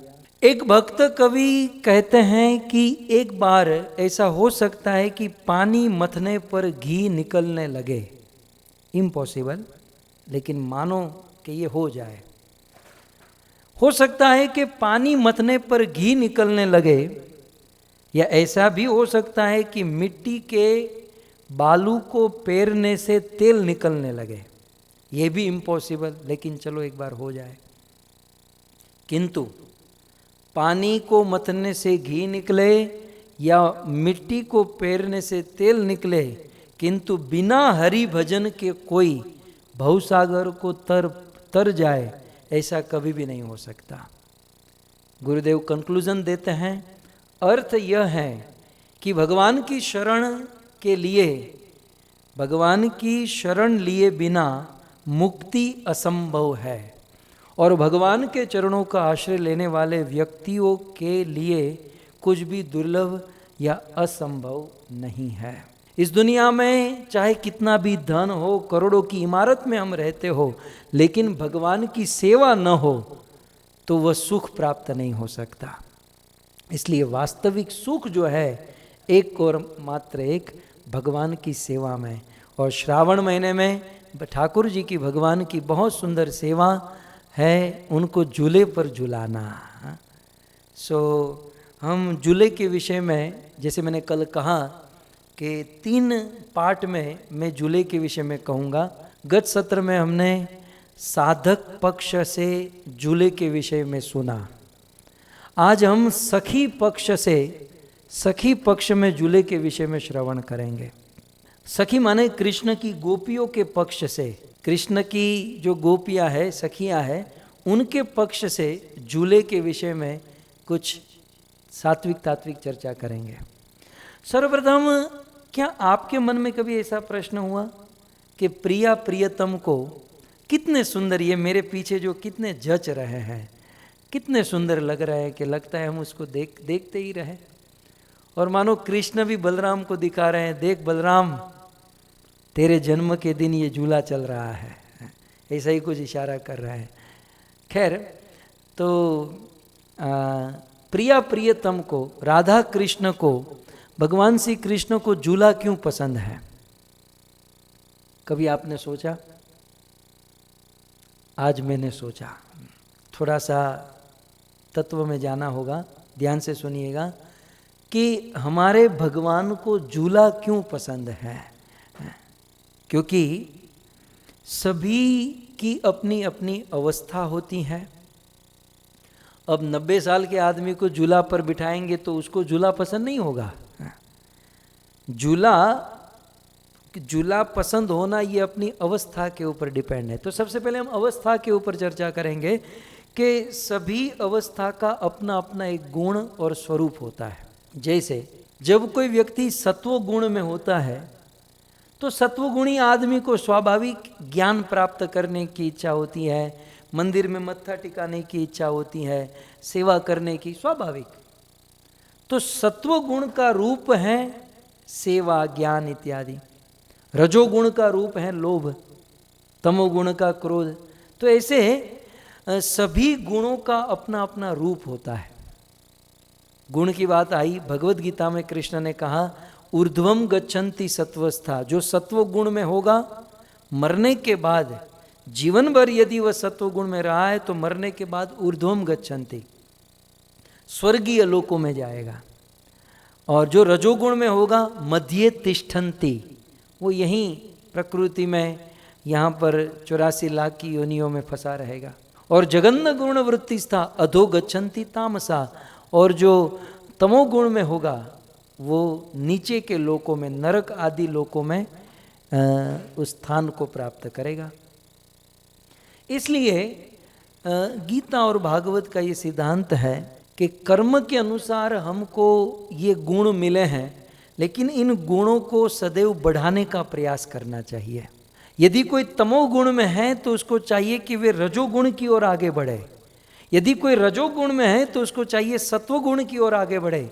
यदि कोई सत्वगुण में है तो उसको चाहिए शुद्ध सत्व की ओर आगे बढ़े। मनुष्य जीवन मिला है अपने गुणों को प्रोग्रेस करने के लिए, नहीं कि बस जो है उसी में पड़े रहकर फंसे रहने के लिए। प्रत्येक व्यक्ति को चाहिए, जैसे कोई बिजनेसमैन होता है वो प्रति वर्ष अपने धन को, अपने बैलेंस को बढ़ाने का प्रयास करता है। ठीक उसी प्रकार बुद्धिमान मनुष्य वो है कि इस मनुष्य जीवन में सात्विकता की ओर अधिक प्रोग्रेस करे। कोई बात नहीं, तामसिक शरीर है, तामसिक वातावरण है तो कोई बात नहीं, धीरे धीरे वो राजसिक की ओर आगे बढ़े। राजसिक हैं तो धीरे धीरे सात्विक की ओर आगे बढ़े। सभी लोगों को चाहिए ऊपर के गुणों की ओर गति करे। ये बात आप सब लोग जानते हैं। लेकिन एक नई बात बताऊं, यदि आपके मन में प्रश्न हो कि ऊपर की गुणों की ओर प्रोग्रेस करने के लिए क्या करना चाहिए, ये बात तो समझ में आ गई कि तमोगुणी व्यक्ति को चाहिए कि रजोगुण की ओर आगे बढ़े, रजोगुणी को चाहिए सत्वगुणी की ओर आगे बढ़े, सत्वगुणी को चाहिए शुद्ध सत्व की ओर आगे बढ़े। ये तो सिद्धांत भगवत गीता से समझ में आ गया। लेकिन गुणों की ओर प्रोग्रेस कैसे करे, क्या करने से गुणों की ओर प्रोग्रेस हुआ जा सकता है? तो श्रीमद् भागवत 11:13-4 संदर्भ के साथ बताऊं, भागवत का 11वां स्कंद 13वां अध्याय 4था श्लोक, 10 वस्तु बताई गई है। 10 वस्तु के द्वारा हम गुणों में प्रोग्रेस कर सकते हैं। किसी व्यक्ति के जीवन में तमोगुण ही तमोगुण भरा रहता है, प्रमाद, मोह, क्रोध, और यदि वे गुणों को आगे बढ़ाना चाहते हैं, गुणों में प्रोग्रेस करना चाहते हैं, 10 चीज करनी चाहिए। और वे 10 चीज कौन सी है? आगमोप प्रजा देश काल कर्म च जन्म च ध्यानम मंत्रोथ संस्कारो 10 एते गुण हेतवः। अपने गुणों को बढ़ाने के लिए, प्रोग्रेस करने के लिए 10 एते, 10 वस्तु है। भक्तों, इस पर मैं फिर कभी विस्तार से प्रवचन करूंगा, लेकिन आज संक्षिप्त में बता दूं कि ये 10 वस्तु से गुणों में हम प्रोग्रेस कर सकते हैं। तो सबसे पहली वस्तु है आगम। भागवत में लिखा है 11वें स्कंद में, पहली है आगम। आगम माने शास्त्र। शास्त्रों की संगति करने से, शास्त्र पढ़ने से, शास्त्र सुनने से गुणों में प्रोग्रेस होता है। तामसिक व्यक्ति राजसिक, राजसिक व्यक्ति सात्विक, सात्विक शुद्ध सात्विक की ओर प्रोग्रेस करता है। तो पहला है आगम। मैं केवल गिना देता हूँ। आगम शास्त्र। दूसरा है अपह, अपह माने जल, जल माने खान पान। अपने खान पान को सुधारने से गुणों में प्रोग्रेस होता है। तीसरा है प्रजा, प्रजा माने एसोसिएशन। अपनी संगति को सुधारने से गुणों में प्रोग्रेस होता है। अभी अमेरिका में रात के 10 बजे हैं और कई लोग अमेरिका से बैठे हैं। यदि हम लोग साधु संगति में अभी प्रवचन में न बैठे होते तो आप सोच सकते हैं कि हम कहाँ होते, टीवी देखते या कुछ और जगह पर, या कभी रेस्टोरेंट में, कभी यहाँ वहाँ। लेकिन ये सब कुछ छोड़कर साधु संगति में बैठ गए तो अन्य गुणों से हम मुक्त होकर शुद्ध सत्व में स्थित हो गए हैं। तो संगति, एसोसिएशन। फिर कहते हैं देश, देश माने स्थान। ऐसे पवित्र स्थान गोकुल, मथुरा, वृंदावन, मायापुर, जगन्नाथपुरी, ऐसे स्थानों में जाने से गुणों का प्रोग्रेस होता है। फिर है कर्म, कर्म ऐसे कुछ कार्य हैं करने से गुणों में प्रोग्रेस। फिर है काल, समय भी बड़ा सपोर्ट करता है। ऐसे काल में रहने से गुणों की वृद्धि होती है। और फिर है जन्म, फिर है ध्यान, फिर है मंत्र और संस्कार। इस प्रकार से 10 वस्तु जो है गुणों में प्रोग्रेस करा। गुणों का अपना अपना स्वरूप होता है। जैसे सत्वगुणी, तमोगुणी व्यक्ति को क्रोध करना अच्छा लगता है। मैंने देखा है तमोगुणी आदमी दिन में 2-5 को जब तक डांटेगा नहीं ना, रात को उसको चैन से नींद नहीं आएगी। तमोगुणी बंदे को डांटना चाहिए, बस 2-5 को बस डांटे। और जिस दिन किसी के साथ फाइटिंग हो जाए उस दिन तो उसे चैन की नींद आती है कि बस जीवन सार्थक हो गया, जिसके लिए हमारा अवतार हुआ था, अवतार कार्य आज संपन्न हो गया। ये तमोगुणी आदमी। तो तमोगुणी आलस होती है, प्रमाद, ये तमोगुण का स्वरूप है। अब उससे ऊपर रजोगुण, रजोगुण का स्वरूप क्या है? रजोगुण का स्वरूप है लोभ। उससे ऊपर है सत्वगुण, सत्वगुण का स्वरूप क्या है? सत्वगुण का स्वरूप है ज्ञान। जब कोई सत्वगुण में होगा तो ज्ञान प्राप्त करने की इच्छा करेगा, सत्वगुण में होगा तो कुछ सेवा आदि की भावना होगी। तो तमोगुण का क्रोध, रजोगुण का लोभ, सत्वगुण का ज्ञान। लेकिन अब आगे प्रश्न आया कि जब किसी व्यक्ति को प्रेम होगा तो प्रेम का स्वरूप क्या है?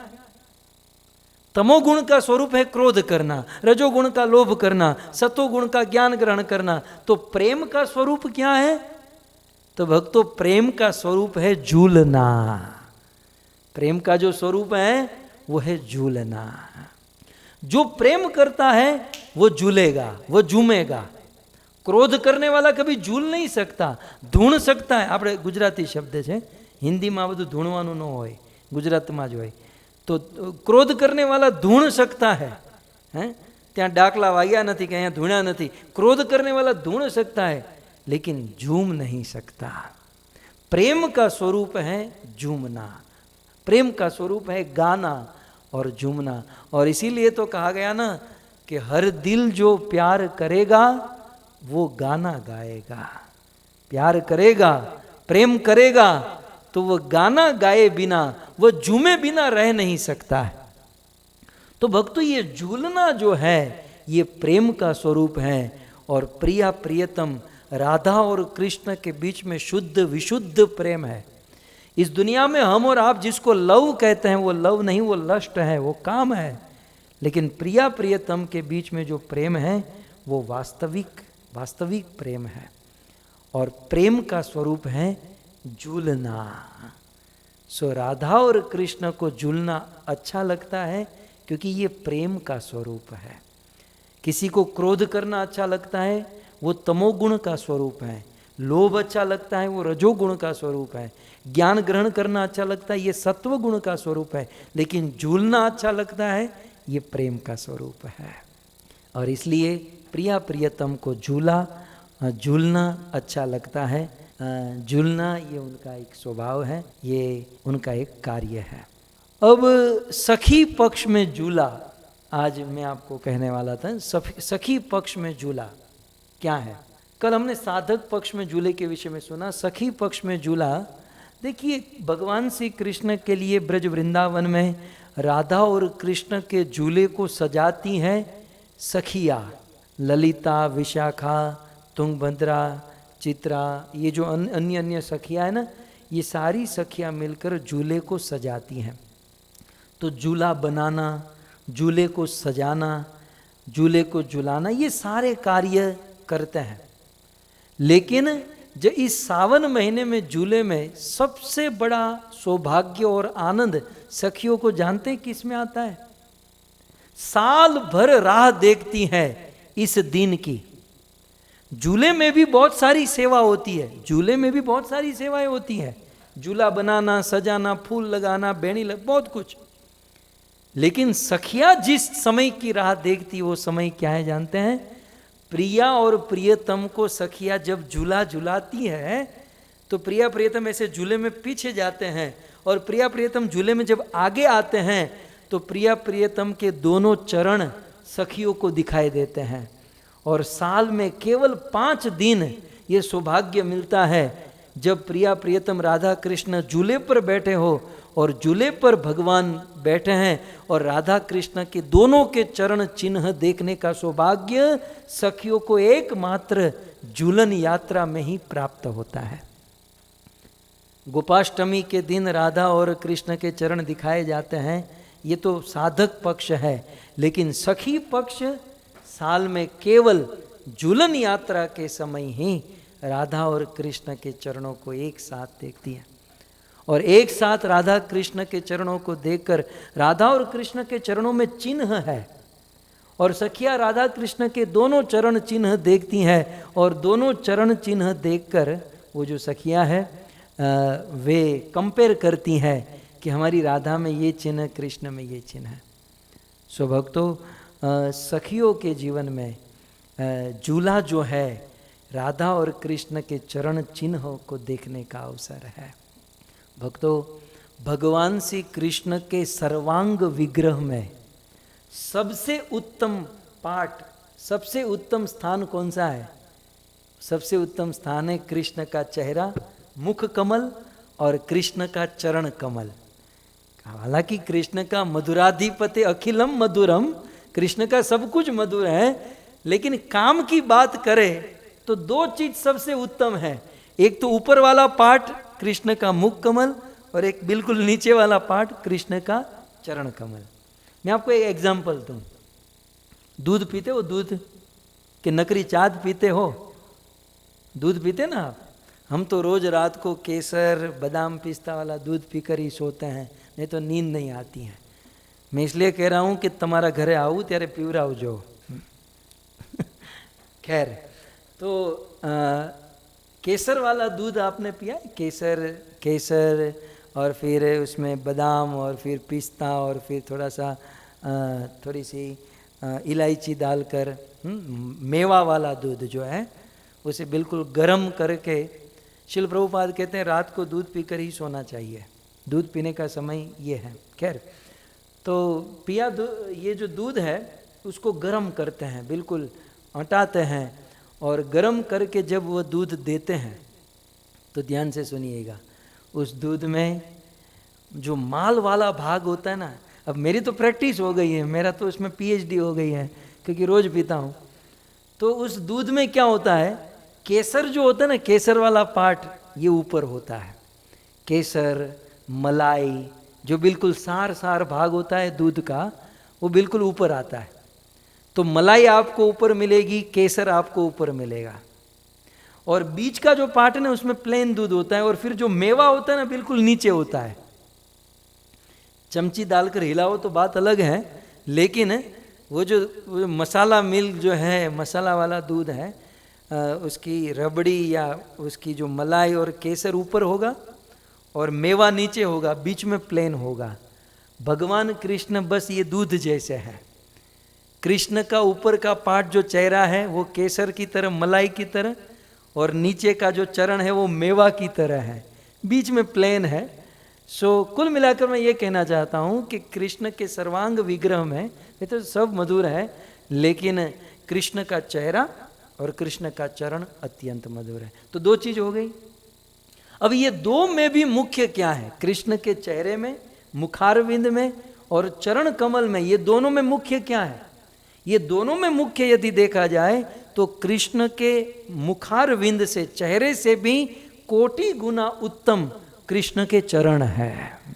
गोदावरी के तट पर चैतन्य महाप्रभु ने राय रामानंद से पूछा कि सर्वांग विग्रह में, भगवान कृष्ण के सर्वांग विग्रह में सबसे उत्तम ध्यान करने लायक अंग क्या है? तब राय रामानंद ने कहा था कि कृष्ण के चरण ही ध्यान करने लायक है। तो भगवान श्री कृष्ण के चरण आप देख सकते हो, जब हम भगवान को अभिषेक कराते हैं, ध्यान से सुनिएगा, जब हम भगवान को अभिषेक कराते हैं, यद्यपि वह अभिषेक पूरे शरीर का हुआ है, चेहरे का, हाथ का, सब का, लेकिन जब वो अभिषेक का जल हमको बांटा जाता है तब उसको नाम क्या देते हैं? टाइटल क्या है? क्या कहते हैं? चरणामृत है। यद्यपि पूरे शरीर का अभिषेक हुआ है लेकिन नाम है चरणामृत, अर्थात कृष्ण के पूरे शरीर का अभिषेक, लेकिन मुख्य पाठ है चरणामृत। और दूसरे शब्द में कहूं, कृष्ण के पूरे सर्वांग विग्रह का अभिषेक करो लेकिन चरण का अभिषेक न करो तो वह चरणामृत नहीं माना जाएगा, है ना। सो कृष्ण के चरण, और ज्यादा तो क्या कहें, गोपी गीत में गोपियों ने कृष्ण के चरण की जितनी कामना की है उतनी अधर अमृत की कामना नहीं की है। एक या दो बार कृष्ण के चेहरे और अधरामृत की कामना हुई, लेकिन अनेकों बार गोपियों ने कृष्ण के चरण की कामना की। सो कुल मिलाकर भगवान श्री कृष्ण का जो चरण है वो मुख्य है। और सखी पक्ष के लिए, सखी पक्ष में ये झूलन यात्रा में झूला सजाती हैं, झूला बनाती है, सारी बात, लेकिन साल भर वह सखियां इस झूले पे राधा और कृष्ण को बिठाकर उनके चरण को देखने का सौभाग्य प्राप्त करती हैं। और भक्तों, गुरुदेव और प्रभुपाद की कृपा से आइए हम भी सखियों की तरह वह सौभाग्य प्राप्त करें भगवान श्री कृष्ण के चरणों को देखने का। तो सखियाँ ये चरण देखती हैं, तो बस ये चरण देखने का सौभाग्य साल भर तक गोपियाँ, सखियाँ झूलन यात्रा की राह देखती हैं भगवान के इस चरणों को देखने के लिए। और इसी के साथ साथ श्रीमती राधा रानी के चरण साथ में देखने के लिए सौभाग्य प्राप्त करती हैं। भक्तों, भगवान के इस चरणों के ऊपर 7 दिन की कथा हो सकती है। अ lotus feet of Shri Krishna और राधा रानी के चरण बहुत सुंदर। भगवान श्री कृष्ण के चरण जो है ना, ध्यान करने लायक है। भगवान श्री कृष्ण के चरण जो है वो ध्यान करने लायक है। जब आप हरिनाम जप करने बैठते हो ना, यदि आपका मन भगवान के नाम में न लगे, तो यदि आपको ध्यान करने का मन हो तो भगवान के चरणों का ध्यान करना चाहिए। लेकिन भगवान के चरणों के बारे में जानकारी ही नहीं है तो ध्यान क्या करोगे?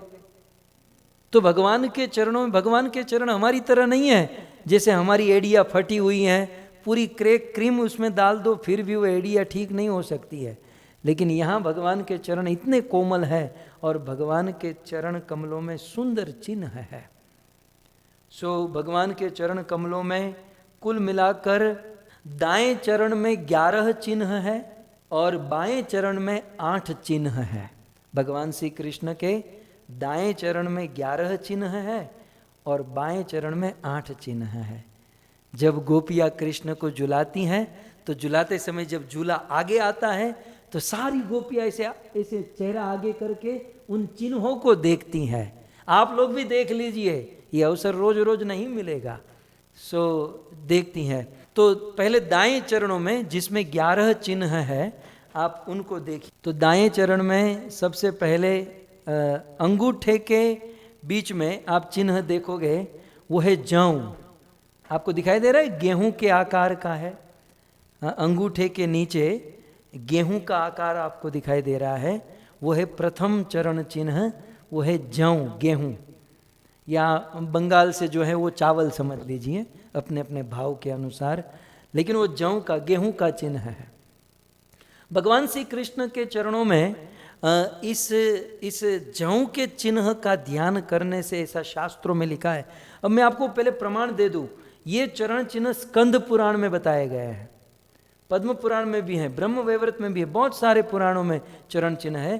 अन्य अन्य पुराणों में थोड़ा बहुत भेद है, थोड़ा बहुत डिफरेंस है, लेकिन जब इस पर विस्तार से कथा होती है तब इस पर सुनाया जा सकता है। लेकिन सबसे पहले जौ का चिन्ह है।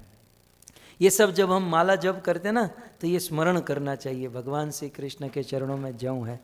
तो ऐसा स्कंद पुराण में लिखा है कि कृष्ण के चरणों में इस जौ के चिन्ह का ध्यान करने से उस भक्त के जीवन में कभी भोजन की कमी नहीं हो सकती, अर्थात उसके जीवन में कभी खाने पीने की कमी नहीं होगी, जीवन भरा रहेगा, उसका भंडारा जो है ना वो भरा रहेगा यदि कृष्ण के चरणों में जौ का ध्यान करता है। फिर दूसरा है चक्र। ठीक उस जौ के नीचे आप देखोगे तो वो है चक्र। भगवान श्री कृष्ण के चरणों में जो चक्र है वो चक्र हमारी सारे विघ्नों को काट देता है, हमारे सारे विघ्नों को दूर कर देता है। फिर तीसरा है छत्र। चक्र के नीचे आप आओगे तो चक्र के नीचे है छत्र। भगवान श्री कृष्ण के इस दाएं चरण में तीसरा चिन्ह है चक्र के नीचे, और वो है छत्र। छत्र छाता। छाता जो होता है वो जैसे बारिश से छाता हमारी रक्षा करता है, वैसे हमारे जीवन में यदि दुखों की वर्षा हो तो सभी प्रकार के दुखों की वर्षा से ये छत्र छाता हमारी रक्षा करता है।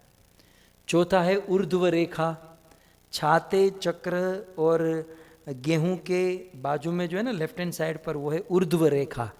ये रेखा भी एक चिन्ह है, ये चौथा चिन्ह है। ये ऊर्ध्व रेखा माने हमारे जीवन का जो ग्राफ है, ये यदि इस चिन्ह का ध्यान करेंगे तो हमारे जीवन का ग्राफ ऊपर ही जाता जाएगा, ऊपर ही प्रोग्रेस की ओर जाता जाएगा। मैं विस्तार नहीं कर रहा हूँ क्योंकि सब आपको गिनाना है, मैं जल्दी जल्दी फटाफट बता दूँ। फिर उसके नीचे है कमल। उस ग्राफ ऊर्ध्व रेखा के बाजू में पांचवा चिन्ह है कमल। कमल जो है पद्मपत्र इवाम्बसा, कीचड़ में रहता है लेकिन फिर भी कीचड़ से प्रभावित नहीं होता। यदि हम भगवान कृष्ण के चरणों में कमल का ध्यान करेंगे, संसार रूपी कीचड़ में रहेंगे लेकिन उससे प्रभावित नहीं होंगे, संसार से हम प्रभावित नहीं होंगे। फिर छठा है ध्वज। ये मुझे बहुत बड़ा अच्छा लगता है। कमल के बिल्कुल नीचे है ध्वजा। ध्वजा। अब ध्वज कहाँ पर होता है जानते हैं? पहले के राजा महाराजा जब किसी अन्य राजा से युद्ध करते थे तो जब युद्ध करके उससे जीत लेते थे तो वहाँ अपनी ध्वजा, अपना झंडा लहराते थे। तो भगवान कृष्ण के चरणों में ध्वजा का जो चिन्ह है उसका ध्यान करने से जीवन में आप विजयी ही होते चलोगे, विजयी ही विजय प्राप्त होगी, आप जीतते रहोगे। तो यह है ध्वजा। तत्पश्चात सातवां चिन्ह दाएं चरण में है अंकुश। अंकुश जानते हैं? अंकुश ये ध्वजा कमल के बिल्कुल नीचे आप देखोगे कॉर्नर में, कृष्ण के चरण के कॉर्नर में वो है अंकुश। अंकुश माने हाथी को कंट्रोल करने के लिए हाथी चलाने वाला जो महावत है वो महावत इस अंकुश को रखता है। इतना बड़ा हाथी, 6 फुट का आदमी उसे कंट्रोल करता है, और 6 फुट का आदमी भी छोटा सा अंकुश होता है उसके हाथों में, और छोटे से अंकुश से उस बड़े हाथी को कंट्रोल करता है। उस हाथी के मस्तक पर कोई ऐसी नस होती है और ये अंकुश एग्जैक्टली उस नस के ऊपर दबाता है और इतना बड़ा हाथी कंट्रोल में रहता है।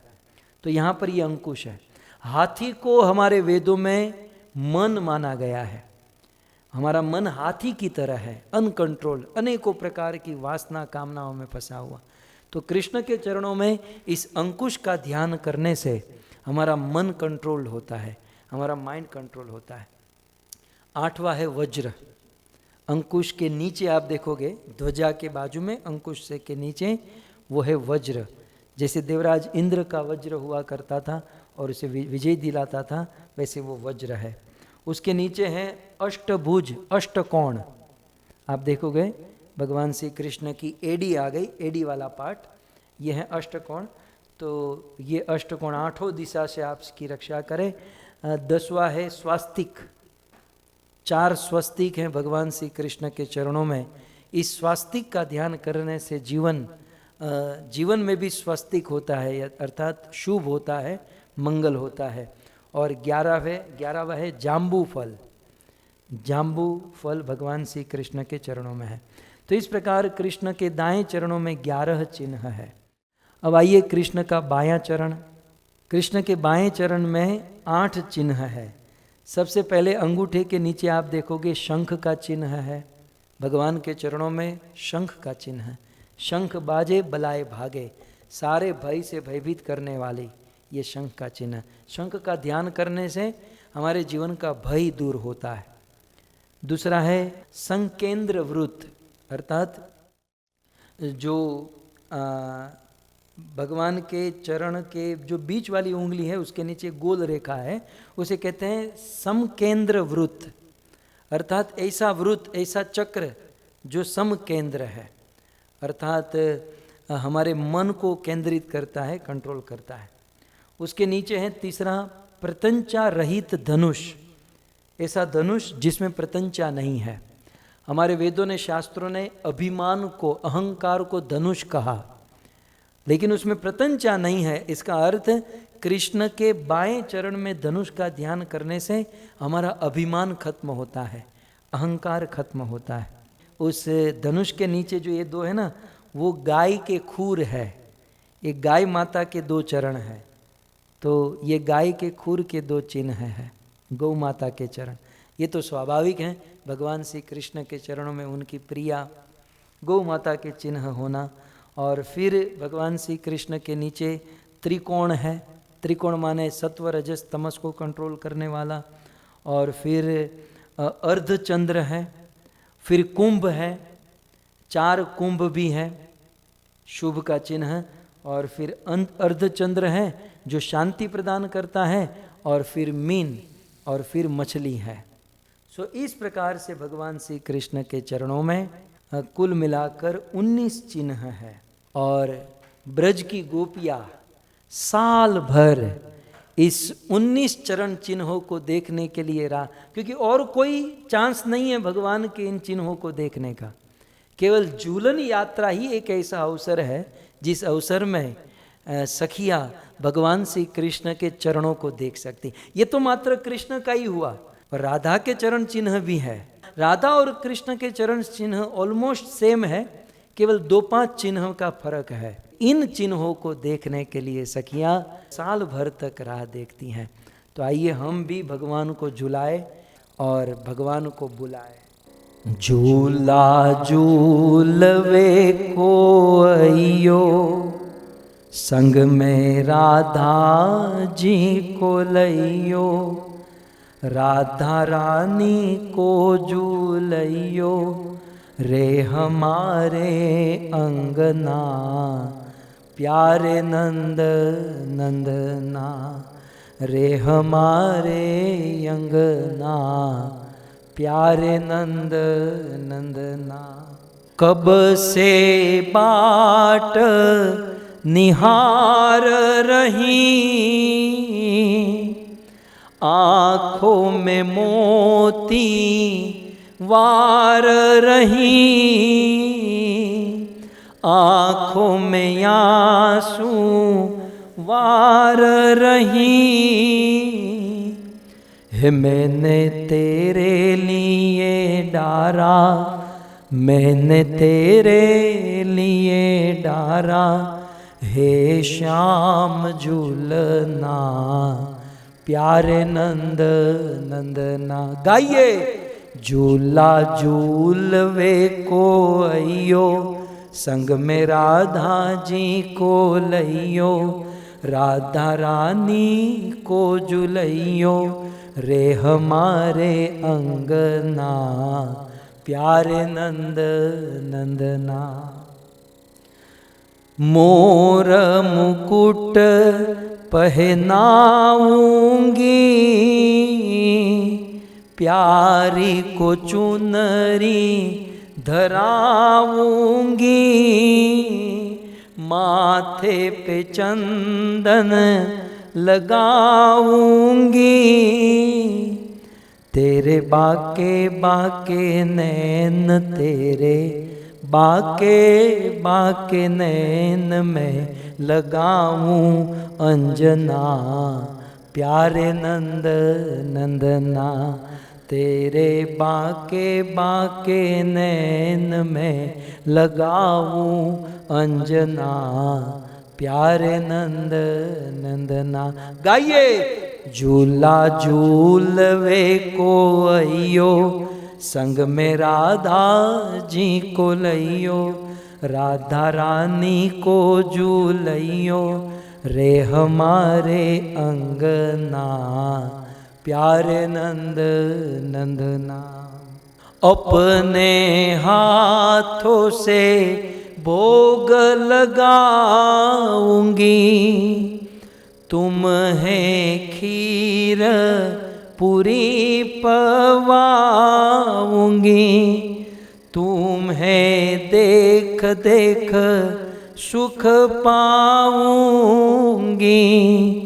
कर बैया परवाई घट जोरो करवाई, फिर दोनों को बिठाई के झूलाऊं झूलना, प्यारे नंद नंदना। गाइए। झूला झूलवे को अइयो, संग में राधा जी को लइयो, राधा रानी को झूलइयो, रे हमारे अंगना, प्यारे नंद नंदना। तुम दो मेरे जीवन हो, हे राधा हे कृष्ण, तुम दो मेरे जीवन हो, मम गौरदास प्राण धन हो, मम गौरदास प्राण धन हो, तेरे दर्शन की प्यासी दृष्टि कीजे जरासी, कभी भूल के भी दासी को नहीं भूलना, प्यारे नंद नंदना। गाइए। झूला झूलवे को अइयो, संग में राधा जी को लइयो, राधा रानी को झूलइयो, रे हमारे अंगना, प्यारे नंद नंदना, रे हमारे अंगना, प्यारे नंद नंदना। सो इस प्रकार से सखिया भगवान श्री कृष्ण श्रीमती राधा रानी प्रिया प्रियतम को भाव से प्रेम से झुलाती हैं और प्रिया प्रियतम के चरणों के चिन्ह को निहारती हैं।